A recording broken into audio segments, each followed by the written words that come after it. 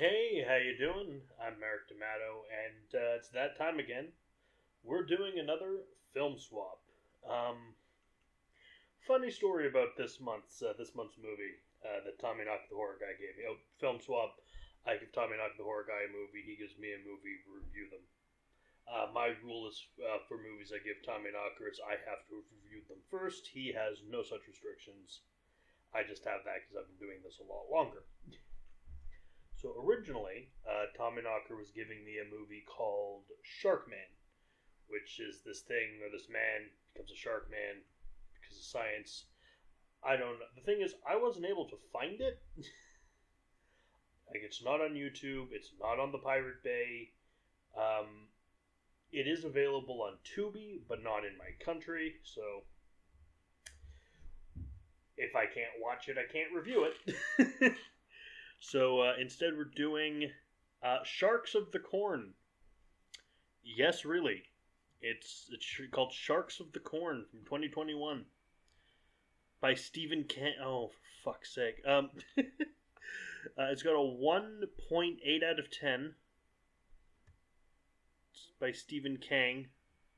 Stephen Kang does not exist because the writer is Tim Ritter.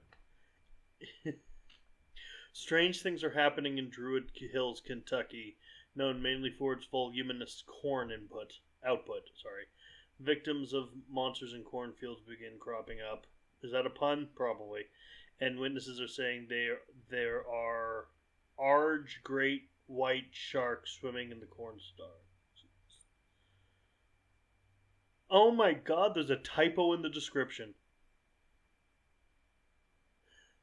Because instead of large, it says it's double quotations arge. Oh, good lord. This is going to be great. Haven't heard of any of these people. It made up the name Stephen Kang because Stephen King had Children of the Corn. Well, last month I did make him watch The Dark Tower, so I guess this is fair. Let's watch this, I guess. This is going to hurt.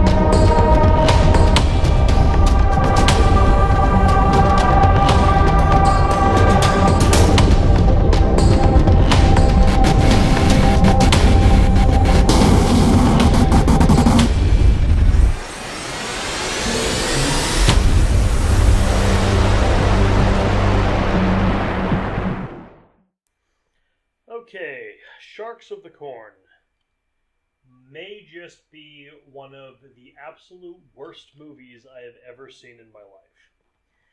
But I don't know if I can really review it or like say anything about it because it's clear. Like, I'm 80% sure it's bad on purpose. And what can you do with something that's bad on purpose? I do have to say, though, Tommy Knocker, I will get my revenge for this. You'll be warned. I will get my vengeance for this one. This was bad. Like, right off the bat, the sound, like, we get some like cheesy Sony Vegas intro. Obviously, like, this is something I could do with this is YouTube. Let's just sub YouTube quality this movie. Get a frankly grating theme song, and you find out pretty quickly that this movie's an hour and 45 minutes, and oh my god, it doesn't need to be. I was hoping, it's a shit movie. It's probably just over an hour. No, it's almost 2 hours, and it hurts. It hurts for all hour and 45 minutes of its runtime. So first off, there's a girl and a guy, and the guy is no one can act. All the actors are terrible. The guy he won the corn eating competition at the local fair, and the girl he's with, and he's drinking corn liquor. And the girl he's with is like, "Oh, I'm gonna take off bits of my clothing and run through the cornfield and like leave them places, and you'll find them." And then they're supposed to meet and have sex, but that doesn't happen because he gets drunk. He's already drunk. He passes out on a scarecrow with a shark head and an ear of corn as a penis. He passes out on this thing, and the woman gets mauled by. It does the kind of Sam Raimi shot, like how you have like the Henrietta Head attacking Ash, or the Arrow in Army of Darkness, or the Doc Ock tentacle in Spider-Man 2. It's that kind of shot, but it's just moving forward.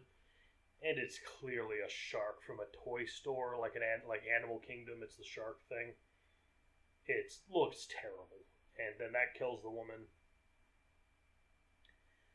and then the guy's getting arrested for it. Oh, but before that, there's some guy with a shrine to the great white shark, and he worships the great white shark, and he has an orange balaclava and like a shark mask thing, like you know how the military, like it's not like it's like a neck thing that pulls up as to be a mask and has a shark mouth on it, and apparently we see that he's killed people with a pair of shark jaws, and he picks up this prostitute, and then he kills her with the shark jaws. Then we find out the big guy's getting arrested for killing the girl. We find out he has a brother who owns a newspaper and is selling land and something about Bigfoot.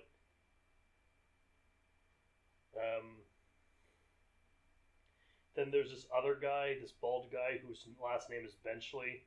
Seriously, like Peter Benchley, the author of Jaws. And he raids this. There's a whole shark cult, apparently. He raids their compound, and he steals a shark baby in a glass tube full of blue Kool-Aid, and he's selling it to the mafia. There's this guy in a suit, this guy with a kind of looks like a heavy Walter White from Breaking Bad, and then there's a child and an adult who are literally wearing like Party City Mafia costumes, though the kid might be wearing a Beetlejuice costume. It does look a lot like the Beetlejuice, like a Party City Beetlejuice suit. And then they're doing the exchange. The two get killed by sharks in the cornfield.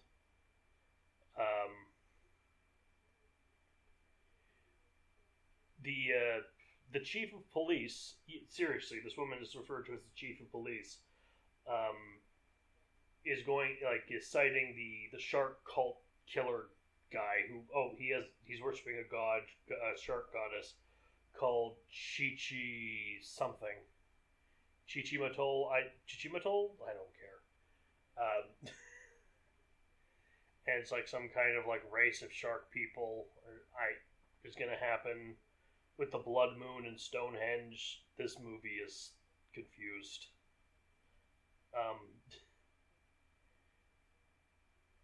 So she pulls him over as like a routine traffic stop. Mainly to check registration because he's wearing a mask, and finds like random body parts scattered all over his car. So she arrests him. Her gun is a snub nose. Like it's the dollar store cap gun. She has the dollar store cap gun as her gun. Like I'm pretty sure police haven't used snub nose revolvers since like the 30s. So she arrests him. Then Gottlieb, the brother of the guy who's arrested, talks to the mayor. But You got to close the cornfield. There's sharks in them. That's fucking. But unlike, it's like in Jaws, where like, oh, you have to close the beaches. We might get a shark attack because the shark attacks. Gotta close the beaches. Oh, I can't close the beaches, and it's 4th of July weekend. We get that, but for harvest season. The difference is shark attacks at the beach. That's a reasonable danger. Shark attacks in the cornfield is stupid. So we get like drone footage of the shark. We get a commercial about Bigfoot just randomly. We get drone footage of sharks like zooming through the cornfield. We find out that some big plan to like resurrect the shark goddess. We find out Benchley's with the CIA. He joins up with the chief of police, and then she betrays him and gonks him on the back of the head. We also get a call from a bald cop guy, and then he's eating popcorn for way too long, and then he finds a rubber shark, and it's like, oh, there's sharks in the popcorn, which is why I'm pretty convinced that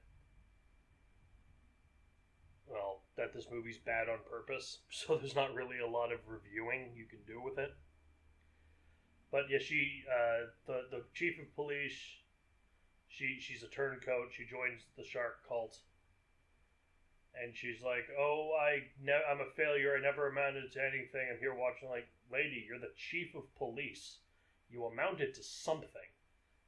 But she's joining the shark cult. Apparently, it's her twin sister who was the black-haired prostitute before. All right. So the mayor and the guy who owns the newspaper, with the long hair, they do an ad for Amazing.com, which I don't care enough to check if that's real, because he got a harpoon gun from a pawn shop, and he ordered shark repellent bracelets, I guess, from Amazing. Then the Amazing.com delivery guy gets eaten by a shark, and then the mayor gets killed by a corn shark. They say corn shark like it's a thing so many times in this movie. And so they're the cultist guy is getting everything ready. He has the chief of police dress up like the shark head scarecrow, so they can wait till tonight to do the ritual. The CIA guy and the reporter team up and go to hunt the sharks, the sharks in the field. They don't actually kill any of them, but they witness the ritual. And the cop lady becomes the shark goddess, and the serial killer becomes the some kind of weird Dagon shark monster. And then like Bigfoot comes out of the corn and kills and bonks him on the head with a big rock. Apparently. And then the CIA guy shoots him, and then Gottlieb shoots the shark goddess with the harpoon. Obviously says, "Smile, you son of a bitch," because this movie has no original ideas that aren't absolutely insane. They try and fail to do the "show me the way to go home" scene. He sings the first verse and then they give up on it. So they've killed both the sharks. They get in their car and then they get killed by shark cult people, and the movie is over. Fucking finally. This is an hour and 45 minutes long. All the actors are terrible. One of the worst is the mayor. The mayor is really bad, and the other chief of police, because I guess there are two chief of police, is also really bad. I don't know. This was a rough watch. It took me a while. It hurt to watch it. Don't watch this, Tommy Knockin' the Horror Guy. Why? Why you do this? Why would you make me watch this? Why? What did I do to you? I mean, I'm sorry for the Dark Tower, but this is why I have an idea for a rule. You don't have to have already watched a movie, Tommy Knockin' the Horror Guy. You don't have to have watched a movie you give me to review. Or I certainly don't have to have reviewed it. but you certainly have to watch it after you give it to me to review. Because I don't want to suffer alone, because this was a piece of shit. This was an unforgivable piece of shit. I hate this movie. I honestly hate this movie. 0 out of 10. Don't watch it. It's on Tubi, but don't watch it. It's not worth the ads. I don't know. I feel betrayed. This was a bad one. See you next month.